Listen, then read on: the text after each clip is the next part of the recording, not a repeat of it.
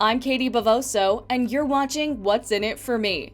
4 months after Intel broke ground on 2 new chip factories at its Arizona manufacturing site, the semiconductor giant announces the next step in CEO Pat Gelsinger's vision for IDM 2.0, a $20 billion plan to build 2 new semiconductor manufacturing facilities in Ohio.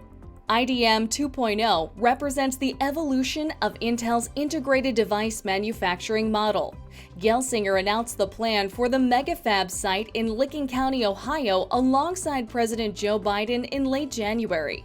The manufacturing site is the first brand new site Intel has built in 40 years and will span 40,000 acres, which will eventually be home to an intended total of 8 semiconductor fabs. Intel says the facility will create thousands of full-time jobs and combat the chip shortage and supply chain constraints by establishing a major provider of foundry capacity here in the United States. Most semiconductors today are sourced overseas. As a country, we cannot rely solely on imports for such essential technology.